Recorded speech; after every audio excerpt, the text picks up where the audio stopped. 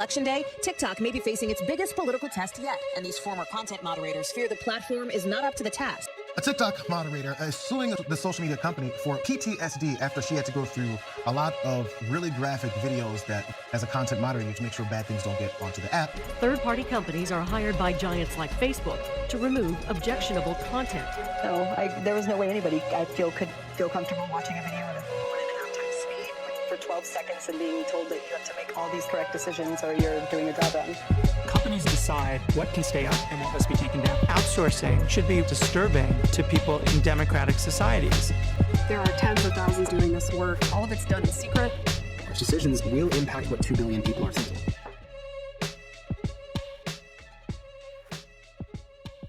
Hi, my name is AOK, and this is Terminally Online, where I decided that I spend so much time on the internet that I might as well make it my job. Today we're going to be talking about social media content moderators, and that all starts with the story of a few aggrieved former content moderators. So former TikTok content moderators Ashley Velez and Reese Young are pursuing a class action lawsuit against TikTok and its parent company ByteDance, alleging negligence, labor law violations, and emotional trauma due to the disturbing content they reviewed.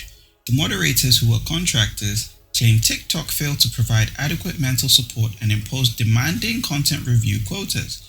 They describe an unsafe work environment with limited breaks and NDAs preventing discussion of their experience. While TikTok declined to comment on the lawsuit, they emphasize efforts to foster a supportive work environment. This case underscores the need to address the well-being of content moderators. When we started training, I didn't know what content moderator was. I had no idea, and that was the first time I heard about it. They explained to us what are we going to see, what are the tools that we're going to use, and what should we expect in this job. I remember feeling that I wanted to quit already. What are like some of the kinds of things that you would see that would be really hard for you? Where do I start? Animals, mostly animals, abusive animals. I've seen them had a puppy, and I've seen a pit of pigs, and they threw. I don't want to get emotional, talk about the animals. There was one where there was a baby that was, they were twin babies from like Saudi Arabia, and the mother,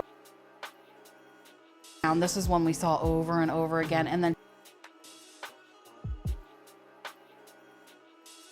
and for days, it infected my mind. I had to know what happened to this baby because I'd seen it over and over and over again. And luckily, the baby was okay. The most shocking thing that I saw when I was a content moderator back then is a kid. And the kid was like really... It was like a girl around... And another picture taken was the child was actually in here, which is really, I don't know, unforgivable for me to see. So I went straight to my team leader and told him that I can't do this. I really can't do this. I can't look at the child. But then he told me that I should do it because this is my job, and I signed the contract for it. I think TikTok, based on what you have seen behind the curtain there as content moderators, is prepared to handle misinformation on its app? I think certainly they're going to pay more attention to it now, but I still don't think that they have a good enough safety net set up to prevent misinformation. Is it immediately obvious to you when something was political misinformation? Did you feel comfortable making those determinations in the 12 seconds you had to look at that video? No, there was no way anybody, I feel, could feel comfortable watching a video at a 1.5 times speed for 12 seconds and being told that you have to make all these correct decisions or you're doing your job wrong. Now, social media content moderation is something that you don't actually think about. Like I've seen comments in some of these videos that I've watched or I looked at while I was researching this video, and I was seeing a lot of comments that thought that it was moderated by AI, and I think AI is kind of like the first stage. If something is automatically detected to be graphic, then it's immediately taken off. But anytime you report, you click this content is harmful, this content is harassing someone, it's being processed over to a human being. And I'm sure most people like imagine like programmers or people in the head office of these social media companies. No, it's being outsourced to basically like a farm, like a moderation farm in like a third world country with like low wages. It's not like someone in Facebook's office or Facebook's headquarters that is checking it. It's completely outsourced to people who are really not qualified to be exposed to that kind of content. So that's like the first thing you have to know. And then it's ironic that this documentary is called The Cleaners, when that's essentially what they're doing. They're low-wage workers trying to do the dirty job that nobody wants. And we always describe that phenomenon in economics. Like that's always the example that we give. Like who is going to, like if everybody's paid the same, who's going to be the janitor? And this is exactly one of those cases of like, well, this is a kind of janitor type role. It's just funny that the show is called The Cleaners. And the fact that these moderators have to filter through all these kinds of gruesome things, some of these things might actually be designed that way by artistic choice. They might be intentionally designed to be graphic. So that leads me to my next topic, which is art and censorship. So there's a corporation called Don't Delete Art, and DDA is an artist and activist-led project that targets social media platforms using suppressive content moderation algorithms that impact the visibility of art. Social media corporations have become cultural gatekeepers with unprecedented power to determine which artworks can freely circulate and which ones are banned or pushed into the digital margins. DDA's manifesto reads, "There's definitely some artists who are voicing certain politics with their artwork who are being hit with certain kinds of suppression based on the text that goes with their artwork." DDA's editor-at-large, Emma Shapiro, noted, specifying that the text-based suppression occurs from both uploaded images as well as what is written in certain captions. "We're all seeing that Instagram can and will shadow ban people, effectively suppressing them without outright suspending their account," Shapiro added. Now, a shadow ban on social media restricts a user's ability and engagement. It hides their content from search results, suppresses posts, and removes visibility under specific hashtags or on popular pages. This happens without notification, causing confusion about metrics. Originally aimed at deterring spammers, shadow banning unintentionally affects artists, activists, and others. Despite Instagram's allowance of nudity in artwork, artists often face misflagging by content filters. DDA urges us to consider broader consequences. Are artists missing out on opportunities? Will galleries reconsider featuring artists penalized by social media?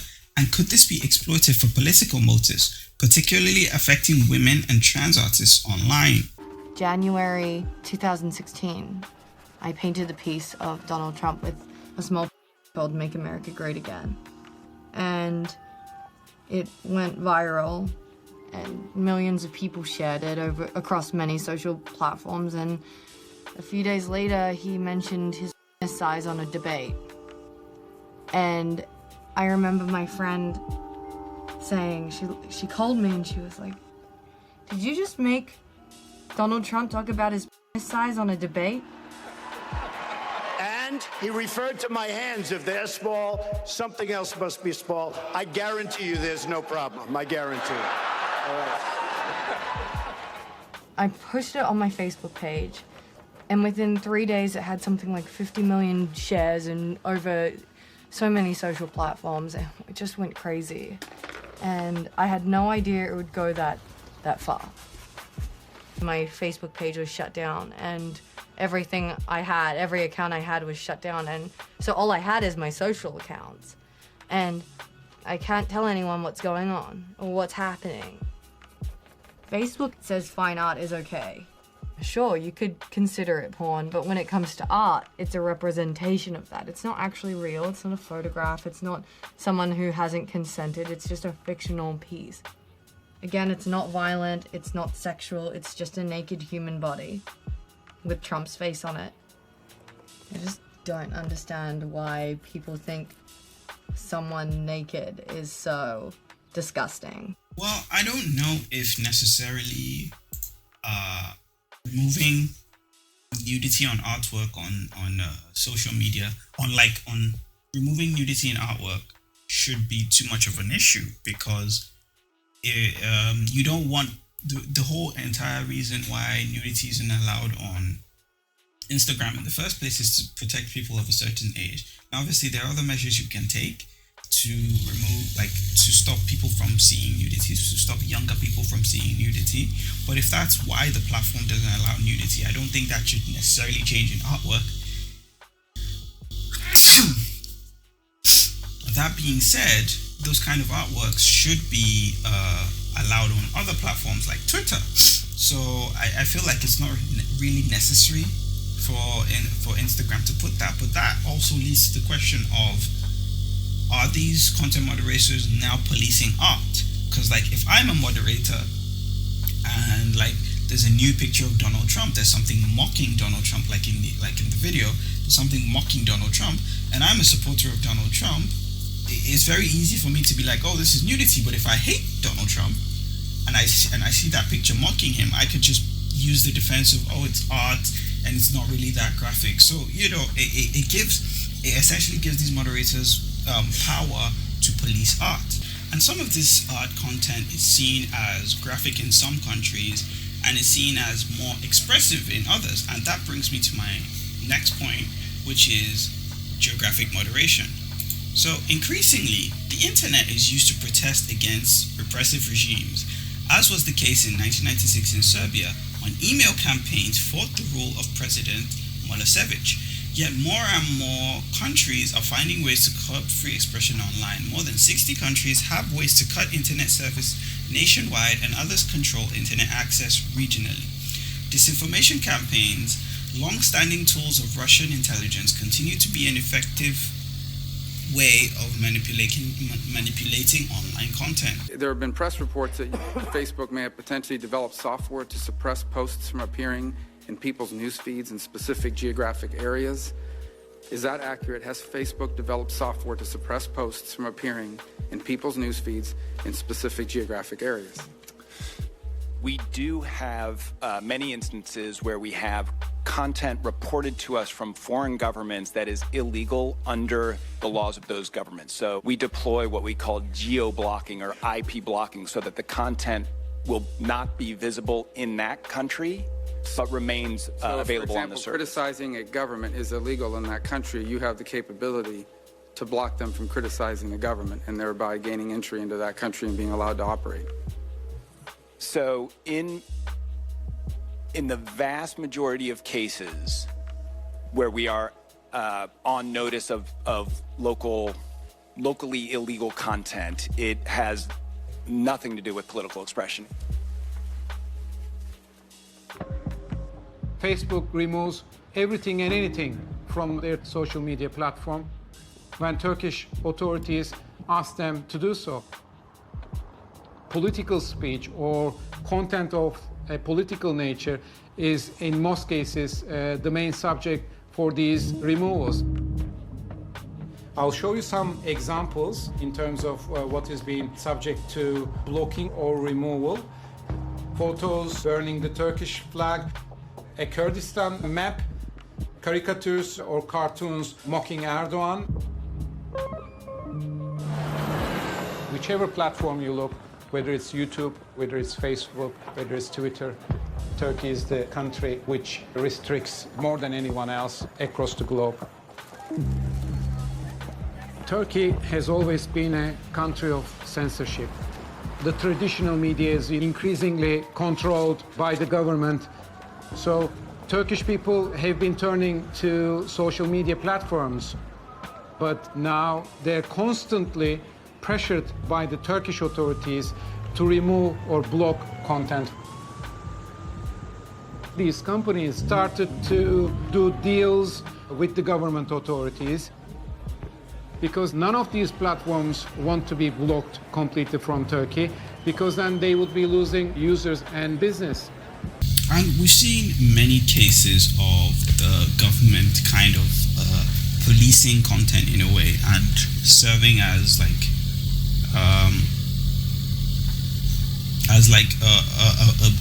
using social media as a bridge to suppress speech. And it sometimes goes the other way. Sometimes the government uses its citizens as a way of protesting the platforms. So, for example, in Nigeria, there was a clash between Twitter and the Nigerian government because the Nigerian government felt like Twitter was taking a political stance. So, in protest of Twitter,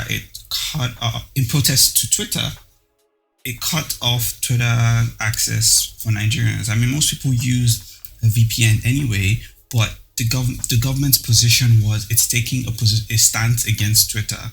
So it's using its citizens as kind of like, even people who are not happy with the protest, like it could have been done more democratically, but that's the kind of effect that it could have, is these platforms or nations use the platforms as a political tool to suppress people, or also it could, like, the companies are so powerful that governments now have to take political action against them. It's really interesting.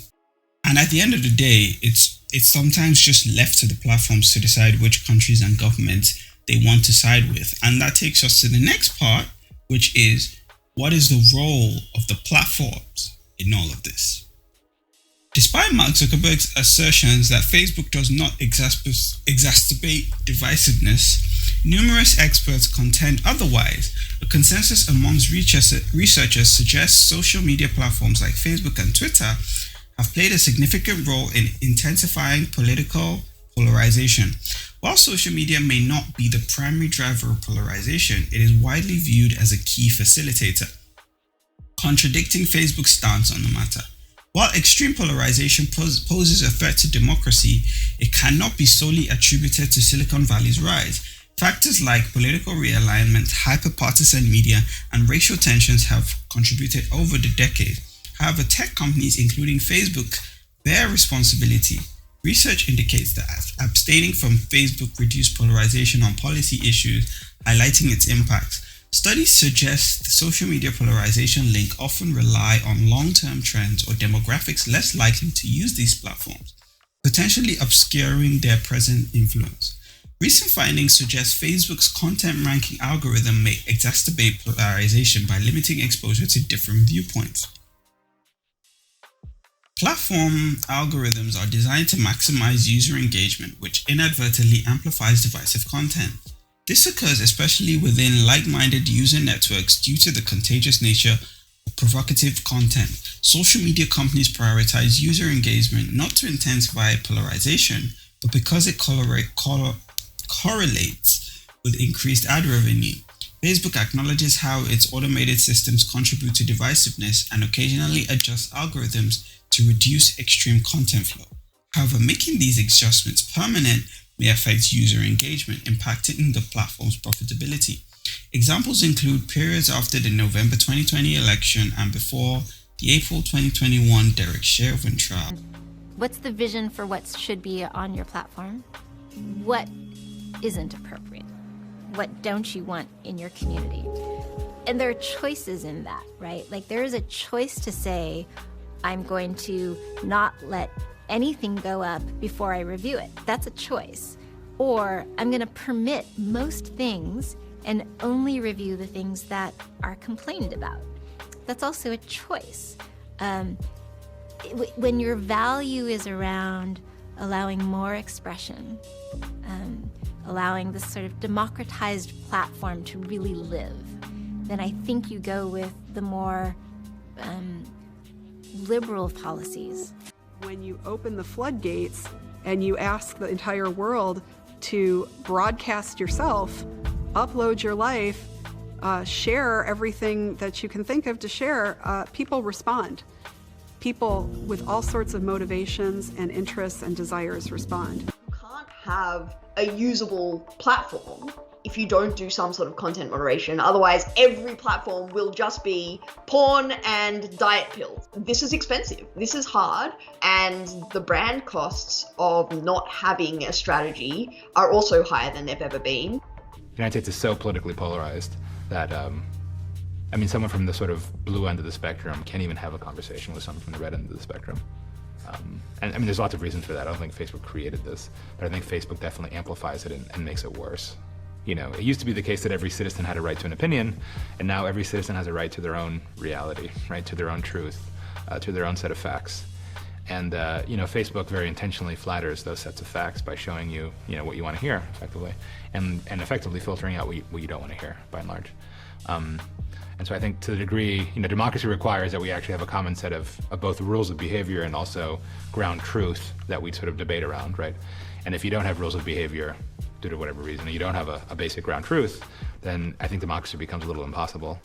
There's a widespread understanding that the systems and the processes that are being used by big tech companies to manage their content challenges, they aren't working well. And that has huge impact on freedom of expression as well as human rights. I don't know that we can place all of the blame and responsibility for hatred in our world on the social media platforms. But where I think that the new tech companies need to really reflect is whether they promote that type of engagement, whether they have built systems that encourage and accelerate the most outrageous and offensive statements rather than the ones that will create more understanding. Well, one of the misconceptions is that human nature is human nature, and then technology is just this neutral tool. It's not amplifying anything. But this is not true, because technology does have a bias, and that bias that it has a goal. It's actually seeking a goal, and the goal it's seeking is what will get the most number of people's attention. What tends to work on billions of people at successfully extracting their attention out of them and keeping it. And not just getting the attention, but then getting them to share things. And so it turns out that outrage is really good at doing that. Whether Facebook wants to or not, they actually benefit at getting more attention when they show feeds that are filled with outrage versus if they said, let's not show those things. It amplifies that which is most divisive, that which is most outrageous, that which is most fearful. The whole environment tuned to offer us the worst of ourselves. So, you know, how does the business model relate to these problems? Well, how much have you paid for your Facebook account recently? Like, you know, or Twitter. Well, if you haven't paid anything, then what are they making $500 billion of market value in their stock price from? Well, they're selling human attention because the business model is advertising. But it's not just that they want to show you a rectangle with an ad. To get you to see those ads, it means they have to get your attention. So one study from NYU found that for every word of moral outrage, negative moral emotions that you added to a tweet, it's horrible, it's a disgrace, it's an abomination. It increased the retweet rate by 13%. It's not like at Twitter, there's just Jack Dorsey sitting at the top thinking, that tweet, I'll promote that tweet over there. And that's a good one, I'll promote that tweet over there. In fact, the reason these tech companies are so profitable is that a machine is choosing which tweets to show at the very top of the list. If you think about you driving down the highway and you had a computer that was like, okay, what does this person want? And we're gonna determine that based on what their eyes look at. Well, when you drive down a highway, suddenly there's a big car crash and your eye just like stares at this car crash as you go by. The computer says, oh, I know, this person wants car crashes. And they start feeding you car crash after car crash after car crash. And that's what the Twitter algorithm is like.